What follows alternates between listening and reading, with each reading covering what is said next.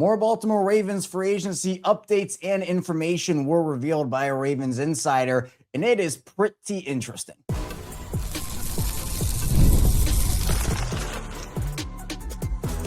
You are Locked On Ravens, your daily Baltimore Ravens podcast. Part of the Locked On Podcast Network, your team every day. You are Locked On Ravens. Welcome into the show. I'm your host, Kevin Oestreicher of Ravens Wire, here with you on the Locked On Podcast Network, your team every day, and now the #1 sports podcast network. Appreciate everybody for being here, making Locked On Ravens a part of your day. We have 5 days a week plus more of daily Ravens coverage for you here twice per day now, obviously in the mornings with our regular show at 6 a.m. Eastern time. But we also have Locked On Ravens PM here at 6 p.m. Eastern time. So twice per day during the week, we have you covered with Ravens coverage. Thanks to all the everydayers, the first-time listeners. If you're somewhere in the middle, thank you as well. And on today's show, we have some more tidbits on Ravens free agency and the updates, the information surrounding it.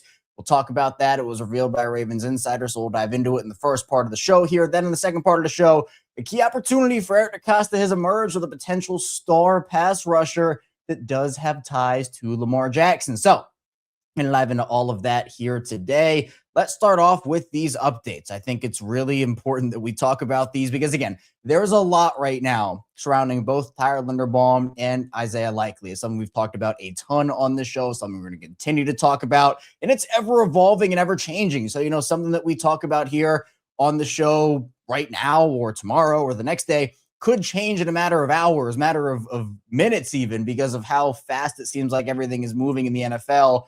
And of course, when free agency starts, it's going to be amplified to the max. But Jeff Zrebiec at The Athletic, who does a great job, he put out a couple of articles. There were a couple of blurbs that he had in articles that kind of sparked my attention, comparing a couple of situations right now around the league, particularly surrounding the Ravens. And the first thing that he said, Jeff Zrebiec talked about the Tyler Linderbaum situation. This was in an article on The Athletic. It was analysis by the whole staff, everything that we learned about all 32 teams at the 2026 NFL Combine. So all the writers contributed to this. Jeff Zrebiec reported here in this, quote, the Ravens aren't thrilled with where contract negotiations stand with center Tyler Linderbaum.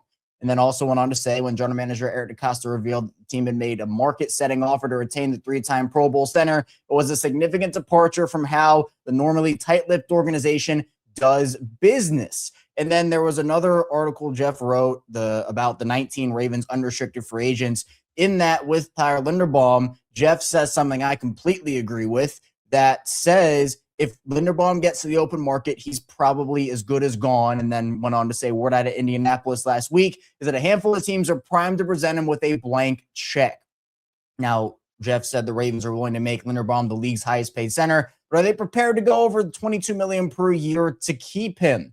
This has been a weird situation for me, and it's something we're going to also talk about on tomorrow morning's episode of the show. We're going to talk more about Linderbaum because that's the biggest story right now in Baltimore, not named Lamar Jackson's contract situation, which hasn't really gotten a lot of buzz in itself, but everybody kind of understands that that deal is going to get done at some point, whether it be an extension or just they kick the can down the road. So I guess not a deal, but some resolution, right? So I should have said that. But for me, the Linderbaum situation, every day this goes on, and again, this was the same thing today, this was the same thing yesterday, and all these days. Every day this goes on and more reports and news come out, feels less and less likely Linderbaum stays with the Ravens. I've said that. I'll continue to say that. Unless I see a deal come across the timeline or come across the news, I feel like Linderbaum's gone. And again, I don't blame him for wanting to get as much money as possible if that is the case. It's crazy that, a year ago, I was like, all right, hey, there's no way Linderbaum leaves, right? And even right after the season, I'm like, all right, boom, Linderbaum's going to be signed. It's going to be great. The Ravens have their guy. But very rarely do offensive linemen of Tyler Linderbaum's caliber and quality hit the market. It has to be a very unique set of circumstances. And I think for this, it's the fifth-year option was $5 million more than the top center was making. The franchise tag is all offensive linemen, not just center. So that inflated the franchise tag price there. But Linderbaum is someone who is really important to the Ravens and would be a devastating blow.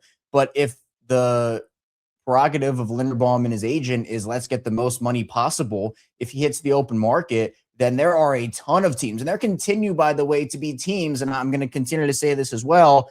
There are a ton of teams positioning themselves for Tyler Linderbaum, and that whether that be the Titans cutting their center, the Commanders cutting their center, the Bears, this wasn't purposeful, but the Bears, their center just retired. So that's another team that could potentially throw a lot of money at Linderbaum. And that's on top of teams like the Raiders, who have been reported as a potential threat to Baltimore in this situation, the Giants, potentially, the Chargers. I mean, there are a ton of teams that would love to have a center like Tyler Linderbaum. And the Ravens have been looking for their guy for years, right? And all of a sudden, it's, oh, well, we don't know if we're going to pay him or not. Again, $25 million is a lot for a center. A lot. You would have to, at that point, consider the 80% of production for 20% of the price and use that money elsewhere. But the only way that's okay is if you use the money elsewhere. If you just kind of save it and kind of go into the later months of free agency, that's not what I want. I want Linderbaum back in Baltimore. I would pay a lot of money, probably more than the Ravens would pay, to have Linderbaum back in Baltimore, because they've been looking for a center for a decade plus for a guy like Linderbaum, or I guess around a decade, and they found him in that 2022 draft. But even still, this would be a really tough blow for Baltimore. But again, all these reports and information that comes out just makes it seem like it's less and less likely by the day that Linderbaum returns to Baltimore. Now, there was another update from Jeff about the Isaiah Likely situation, and this has been floated out there a decent amount, so I don't think this is new news to anybody. But Jeff was responding to a comment on social media about Isaiah Likely and the situation that he's in right now.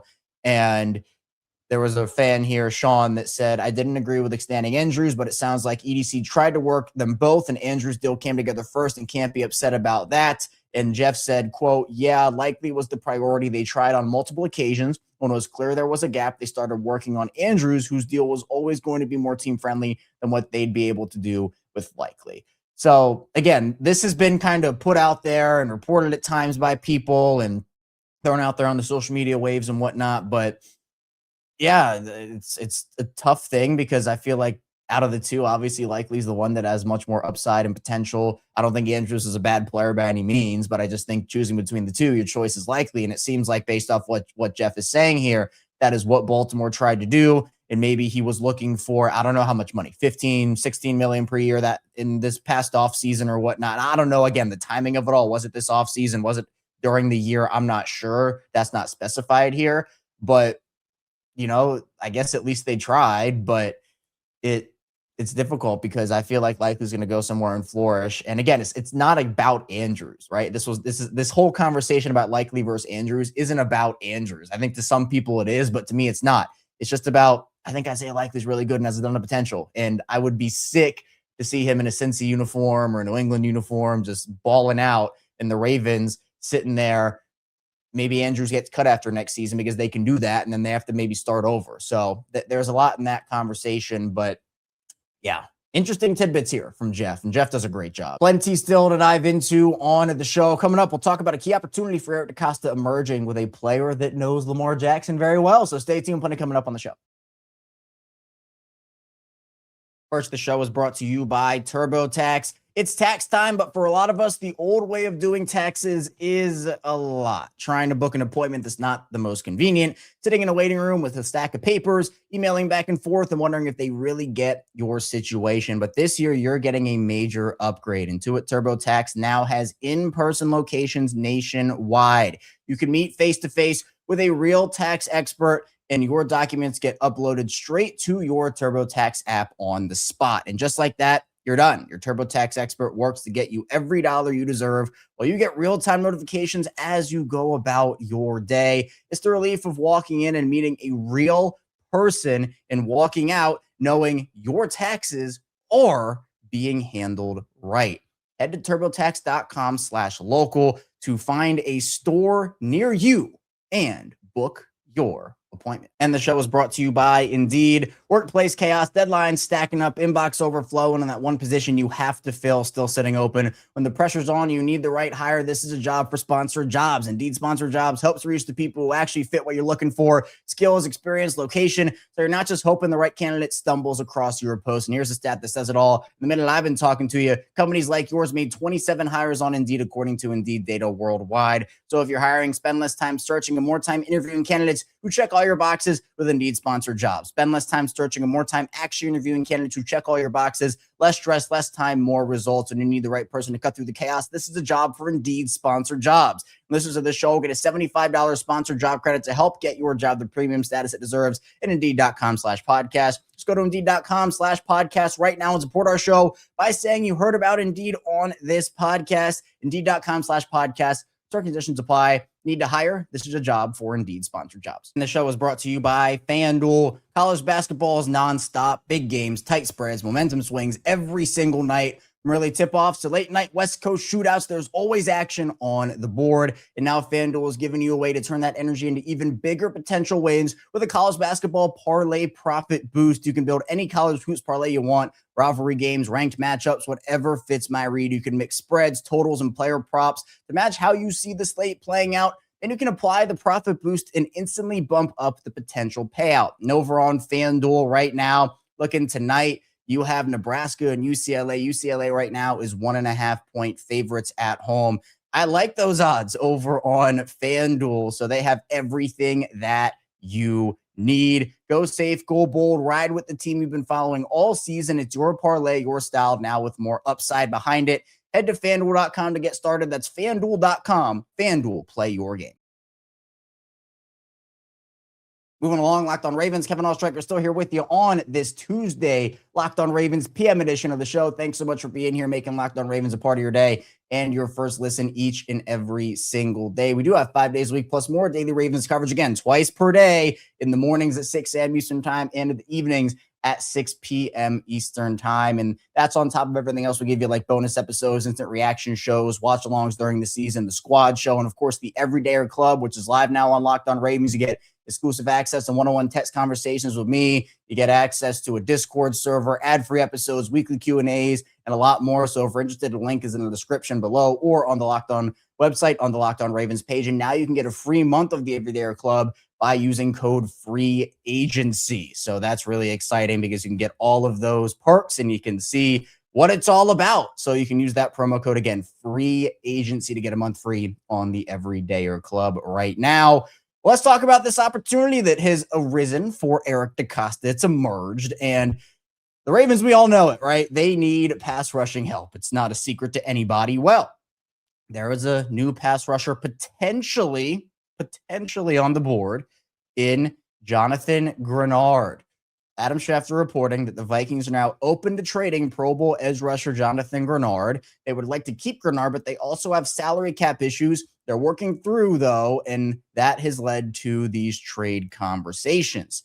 So very interesting. And if you know Lamar Jackson is, where did Jonathan Greenard go to college? He went originally to Louisville. Now, he ended up going to Florida, transferring there, but he was with Lamar at Louisville for a couple of seasons. He was there in both 2016 and 2017, and then Lamar obviously got drafted in 2018. Then he went to Florida in 2019. But Jonathan Greenard and Lamar Jackson, college teammates together. And Greenard, by the way, is a heck of a player, got drafted by Houston, and then the Vikings and Houston did a little pass rusher swap. Danielle Hunter signed with the Texans, and Greenard went out to Minnesota.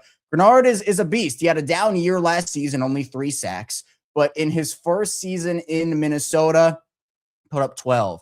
The year prior to that, his contract season in Houston, he put up 12.5 sacks there. It was a bit of a struggle for him. He struggled with injuries and just not playing in different situations, especially in that 2022 season. But other than that, he's been decently healthy. I mean, he's only played in a full season once, but other than that, he's been decently healthy. But something to definitely monitor there. Bernard's contract is an interesting one. He signed a 4-year, $76 million deal. Here, the base salary numbers are $18.3 and $18.3 million. So it's pretty well thought out there, I guess, in terms of just having it stay the same after that first year where it was only $1.8 million. Greenard would be really interesting. I'd be curious to know what the compensation would be, though. That's where I would be looking. Is this a guy that would command a first-round pick, a second-round pick? I'm not sure that he would command a first-round pick, especially if it is for cap relief and teams know that it's for cap relief.